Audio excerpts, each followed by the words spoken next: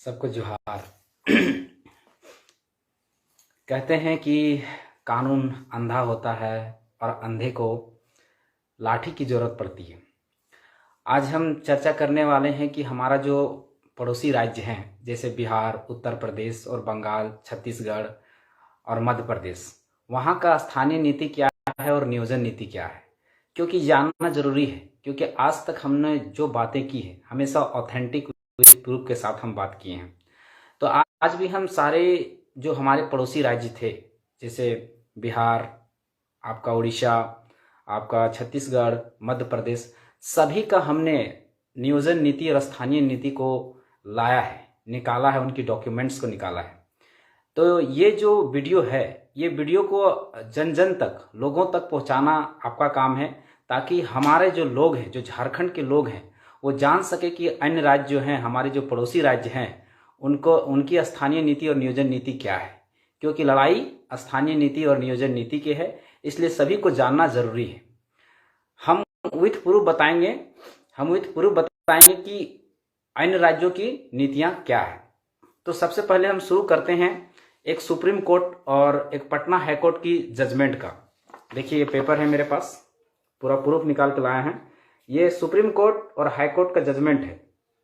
इसको मैं पहले पढ़ के बताते हैं कि इसमें क्या लिखा हुआ है। झारखंडी मुद्दे पर वक्ताओं ने तर्क दिया है कि डोमिसाइल नीति पर सुप्रीम कोर्ट का जजमेंट 9 जनवरी 2002 को हुआ। उसमें जिसमें सुप्रीम कोर्ट के जो न्यायमूर्ति थे BN खरे और न्यायमूर्ति BN अग्रवाल की खंडपीठ ने व्यवस्था दी है कि कोई भी भारतीय नागरिक किसी एक राज्य का ही मूल निवासी हो सकता है। ध्यान दीजिएगा, आप लोग ध्यान से सुनिएगा। ये सुप्रीम कोर्ट का वक्तव्य है। सुप्रीम कोर्ट कहता है कि कोई भी भारतीय नागरिक किसी एक राज्य का ही मूल निवासी हो सकता है। समझ रहे हैं? मतलब जितना राज्य है उसमें से जो आदमी है एक ही राज्य का मूल निवासी हो सकता है, दो राज्य का नहीं। यानी जो बिहार का है वो बिहार का रहेगा, जो यूपी का है यूपी का ही रहेगा, जो छत्तीसगढ़ का है छत्तीसगढ़ का रहेगा। अगर कोई बिहार वाला झारखंड में आके अधिकार मांगता है कि हम यहाँ का वर्षों से रह रहे हैं, चाहे सालों से रह रहे हैं, तो उसको यहाँ अधिकार नहीं मिलेगा। ठीक है। उसके बाद आगे सुप्रीम कोर्ट कहती है कि यानी एक नागरिक दो राज्यों के मूल निवासी नहीं हो सकते हैं। दो राज्यों के मूल निवासी नहीं हो सकते। ध्यान से सुनिएगा। यानी अगर हम झारखंड के निवासी हैं तो केवल झारखंड का होंगे। हम महाराष्ट्र, असम, बंगाल, अगर हम 150 साल पहले या 70 साल पहले भी अगर हम चले गए हैं, वहां रह रहे हैं, बस रहे हैं, अगर खा रहे हैं, तो हम वहां का मूल निवासी नहीं हो सकते, किसी कीमत पर नहीं हो सकते। इसका ताजी उदाहरण है 1921 ईस्वी में, मेरे पास उसका भी डाटा है। 1921 ईस्वी में लगभग 90 से 95 हजार यहाँ के झारखंड के आदिवासियों, मूलवासियों को उठाकर असम और बंगाल ले जाया गया था। असम में चाय खेती कराने के लिए, जहां पर वो लोग बसे रहे, उनकी भाषा है, लेकिन आज तक उनको अपनी भाषा की मान्यता नहीं मिली है। वहां तक कि उनको स्थानीयता की भी मान्यता नहीं मिली है। वो वहां टी ट्राइब के नाम से जाने जाते हैं। ये पूरा वक्तव्य हम बता रहे हैं इसके डाटा के साथ। ठीक है। अब आगे सुनिएगा। आरक्षण के मामले में पटना हाईकोर्ट ने भी वर्ष 2009 में एक याचिका की सुनवाई करते हुए व्यवस्था दी है कि प्रदेश की नौकरियों में बाहरी लोगों का आरक्षण का लाभ नहीं मिलेगा। ध्यान से सुनिएगा, ये पटना हाईकोर्ट का जजमेंट है। ये कहता है कि प्रदेश की नौकरियों में बाहरी लोगों का आरक्षण का लाभ नहीं मिलेगा। उसके बाद देखिए वहां बिहार में कैसे लोगों को बाहर कर दिया जाता है। उच्च न्यायालय ने उत्तर प्रदेश के मूल निवासी के 2 न्यायिक अधिकारियों की नियुक्ति रद्द कर दी थी इस आधार पर। मतलब उत्तर प्रदेश में 2 न्यायिक पदाधिकारियों की नियुक्ति हुई थी, तो ये जजमेंट देते हुए उसकी नियुक्ति रद्द कर दी गई थी कि जो आरक्षण का लाभ है वो बिहार का निवासी ही ले सकता है। चाहे झारखंड का निवासी है तो झारखंड का निवासी ही केवल ले सकता है, वो अदर स्टेट का निवासी नहीं ले सकता है। तो बिहार में 2 न्यायिक अधिकारियों का नियुक्ति हुआ था, उन नियुक्ति को उन्होंने रद्द कर दिया था इस आधार पर कि बिहार में केवल मूल निवासी ही आरक्षण का लाभ ले सकते हैं। अब आगे क्या कहते हैं सुप्रीम कोर्ट कि 2009 में सुप्रीम कोर्ट ने कहा है कि अपना मूल राज्य छोड़कर अन्य राज्यों में जो बसे अपने जाति के आधार पर संबंधित राज्य में प्रवासी आरक्षण का लाभ पाने का दावा नहीं कर सकते हैं। एक बार और ध्यान से सुनिएगा। 2009 में सुप्रीम कोर्ट ने कहा कि अपना मूल राज्य छोड़कर अन्य राज्य में जो बसे लोग अपनी जाति के आधार पर संबंधित राज्य में प्रवासी आरक्षण का लाभ पाने का दावा नहीं कर सकते हैं। यानी अगर हम महाराष्ट्र में, बिहार में, गुजरात में या कहीं भी अदर स्टेट में अगर हम आरक्षण का लाभ मांगते हैं तो हम दावा भी नहीं कर सकते और मांग भी नहीं सकते। ये पटना हाईकोर्ट कहती है, पटना हाईकोर्ट का जजमेंट है, मेरा नहीं है। मैं कभी कहीं सुनी बातों पे विश्वास नहीं करता। जो जजमेंट है, जो उसका पीडीएफ है, वो मैं निकाल के लाया हूं, वो आपको मैं बता रहा हूं। उसके बाद आगे कहती है, झारखंड में डोमिसाइल नीति निर्धारित होनी चाहिए। झारखंड में भी डोमिसाइल नीति यानी स्थानीयता निर्धारित होनी चाहिए, ये हाईकोर्ट कहती है। उसके बाद मंडल कमीशन का जो रिपोर्ट है वो क्या कहती है, मंडल कमीशन की सिफारिश के तहत झारखंडियों को 90% रोजगार में अवसर प्रदान किया जाना चाहिए। यानी 90% झारखंड के लोगों को यहां रिजर्व किया जाना चाहिए, 10% ओपन कर दिया जाना चाहिए अन्य राज्यों के लिए। वही मांग है। अगर इस प्रावधान के तहत अगर स्थानीय नीति और नियोजन नीति नहीं बनती है तो हमेशा सुप्रीम कोर्ट में, हाई कोर्ट में हमारी जो स्थानीय नीति है वो नियोजन नीति चैलेंजिंग हो जाएगी। इस नीति को समझिए। और क्योंकि आज तक देखिए रघुवर दास का जो 11-13 जिला के जो नियोजन नीति था वो भी क्या कर रहा था, पूर्णतः रिजर्व कर रहा था। 13 जिला में आनी जो गुमला है, सिमडेगा है, लोहरदगा है, ये सारे जिले रिजर्व कर दिए गए थे पूरी तरह से 100%।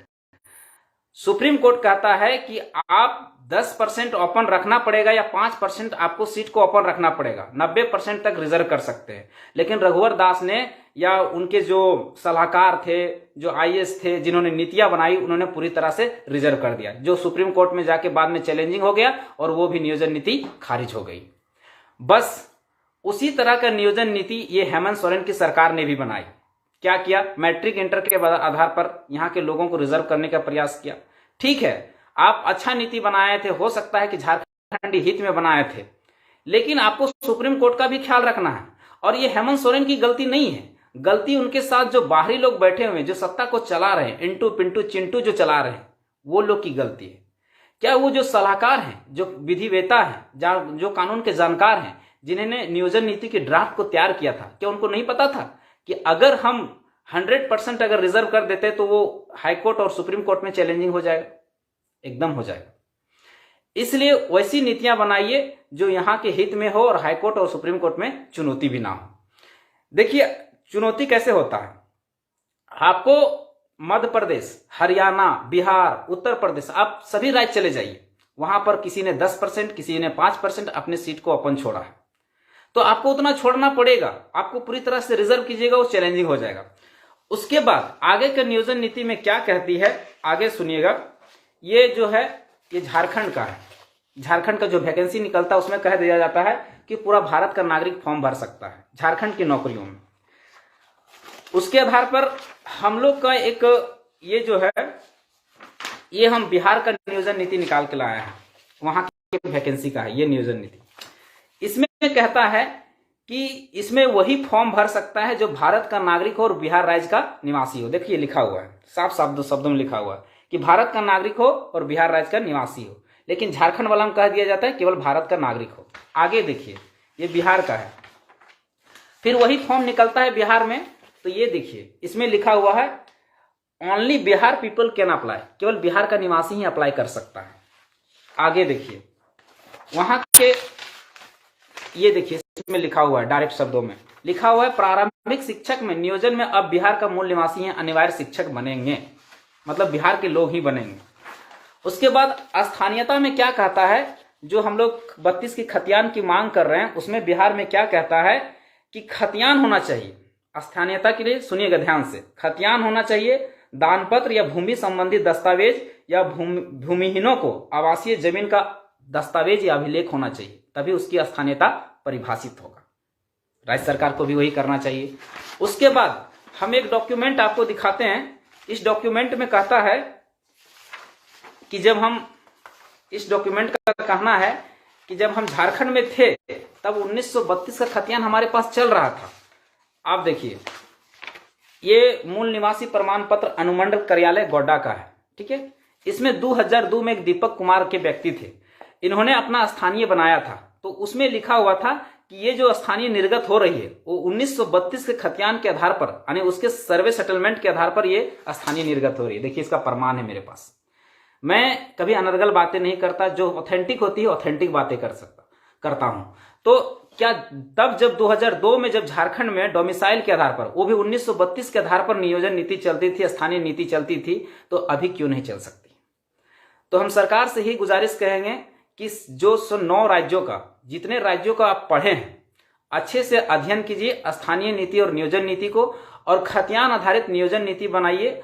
और सी और डी के नौकरियों में झारखंड के लोगों के लिए 90% या 95% रिजर्व कर दीजिए, 5% ओपन छोड़ दीजिए, क्योंकि भारत जो है राज्यों का संघ है, और राज्यों का संघ होने के कारण राज्यों का भी अपना अधिकार बनता है, या 5 या 10% में, जैसे अन्य राज्यों ने रखा है। ठीक है। उसके बाद जो हमारा ऑफिसर को जो पद है, ऑफिसर का जो नौकरियां हैं, उससे 80 से 85% रिजर्व कर दीजिए, आप 75% रिजर्व कर दीजिए, 15 या 25% आप ओपन छोड़ दीजिए। कभी नियोजन नीति खारिज नहीं होगी। अगर 100% रिजर्व करने का प्रयास करेंगे तो वो हमेशा हाईकोर्ट और सुप्रीम कोर्ट में चैलेंजिंग हो जाएगा, और जब चैलेंजिंग होगा तो यहां भविष्य किसका पिसता है, बर्बाद किसका हो रहा है, तो यहां की युवा पीढ़ी का भविष्य बर्बाद हो रहा है। इसलिए इस बात को ध्यान रखते हुए पूरी तरह से संवैधानिक प्रक्रिया के तहत नियोजन नीति और स्थानीय नीति बने, ये खुलासा करने के लिए हमने दिन रात मेहनत करके ये आंकड़े, ये डाटा हम लोगों ने जुटाया है। जुटाने के बाद हम सोचे थे कि हम आप लोग के पास लेके आए। अब आप लोग का काम है कि ये वीडियो जन जन तक पहुंचे, ताकि लोग जान सके कि कैसी स्थानीय नीति और नियोजन नीति बन सके। हमारी अभी खोज जारी है। अगला एपिसोड में हम लेके आएंगे इससे भी गहन चिंतन वाला डॉक्यूमेंट्स और ड्राफ्ट। तब तक के लिए धन्यवाद। जोहार। जय झारखंड।